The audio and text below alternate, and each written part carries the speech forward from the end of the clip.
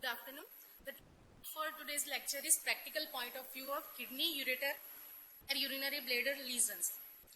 In this lecture, we will discuss about the normal kidney, that is normal anatomy, physiology, and histology of the kidney, and gross and microscopic features of various kidney diseases.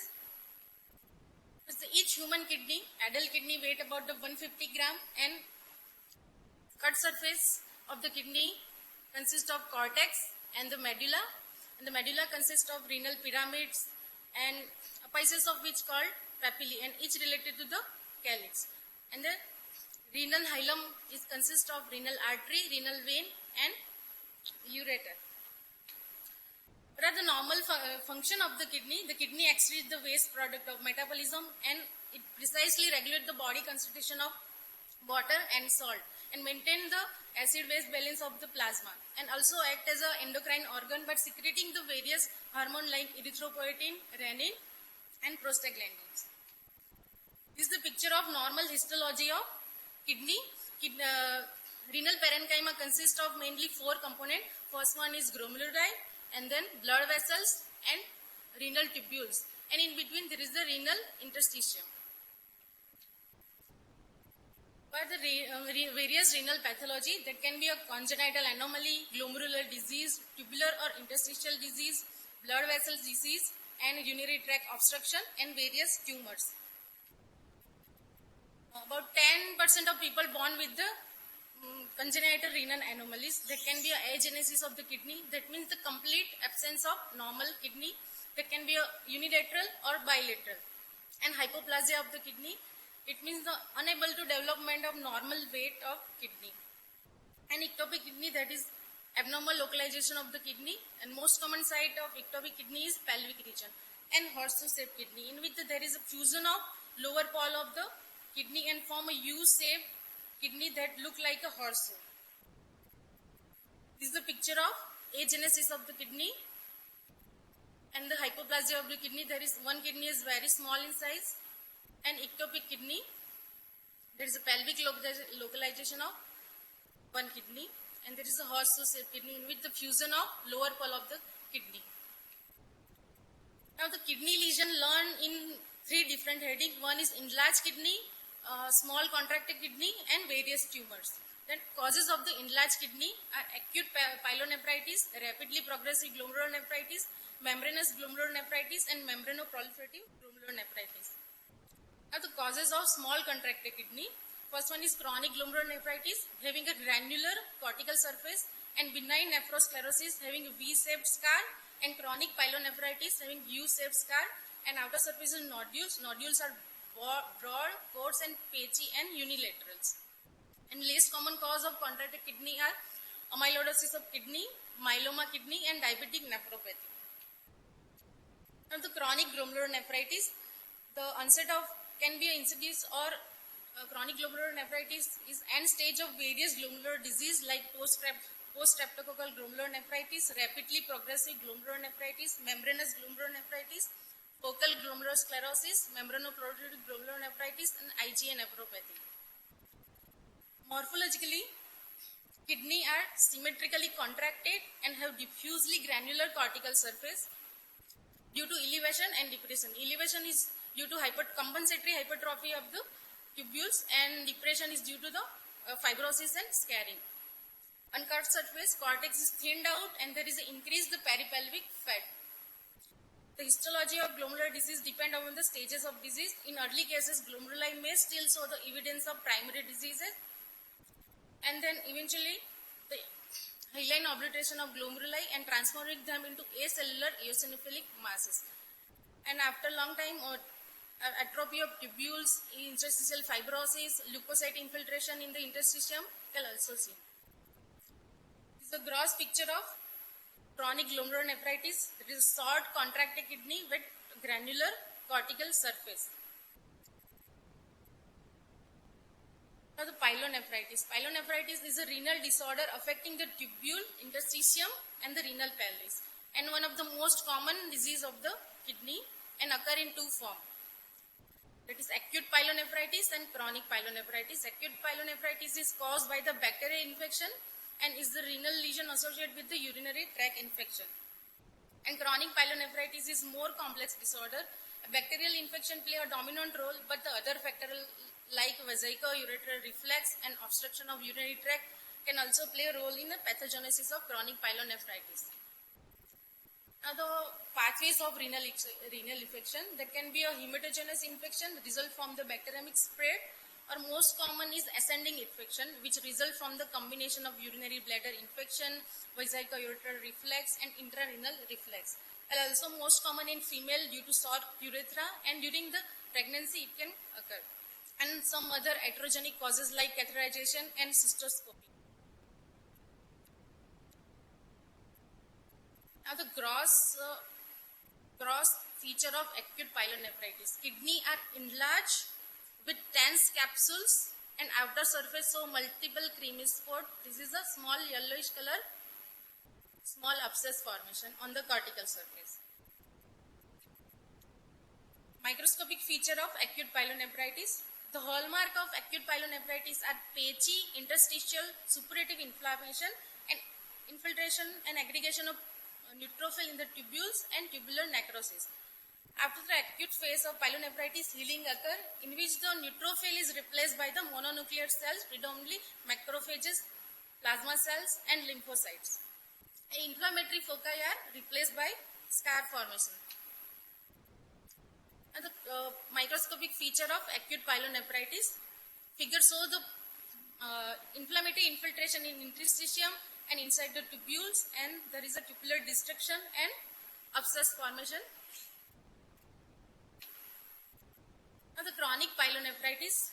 Chronic pyelonephritis present with frequently asymptomatic and can be associated with the hypertension, and proteinuria is often absent or negligible, or urine culture is usually negative. Now the gross picture of chronic pyelonephritis. The kidney are small and contracted, and capsule is firmly adherent and thickened with scar on a surface.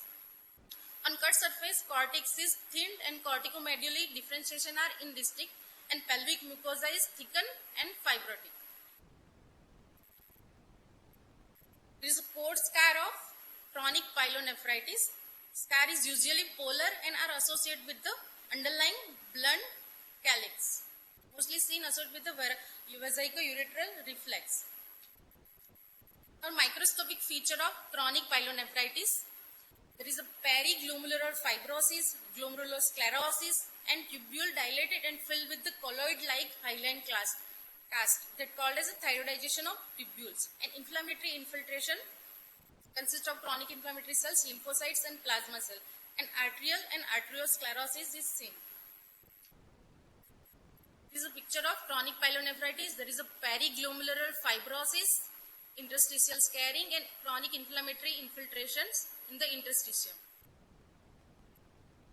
This is also a picture of chronic pyelonephritis showing the thyroidization of tubules, chronic inflammatory infiltrations, and periglomerular fibrosis.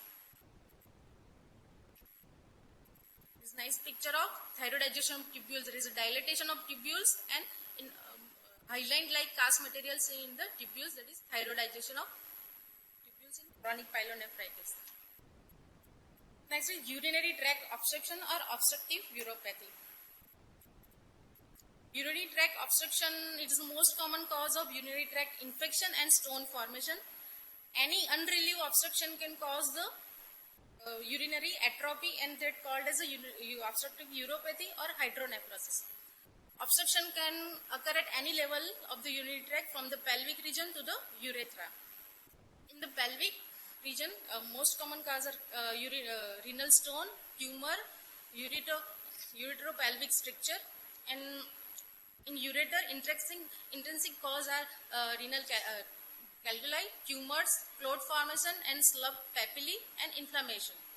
And extrinsic cause in ureter is pregnancy due to pressure effect, and tumors and retroperitoneal fibrosis, and vesico-ureteral reflex.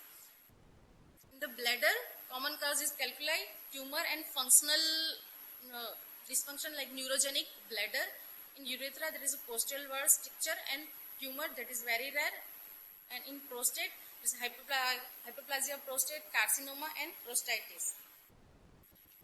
Now, what is the definition of hydronephrosis? There is dilatation of renal pelvics and callisis associated with the progressive atrophy of kidney due to obstruction to the outflow of urine.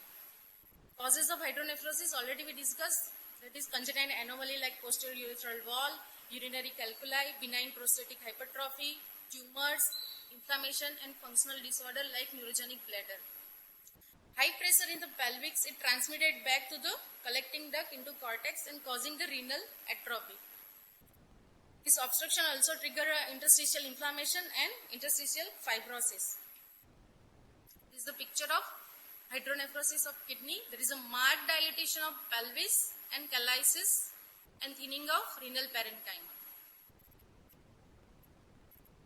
This is a mountain specimen of hydronephrosis. This is showing the dilatation of pelvis, callisis, and blunting of pyramids and cystic.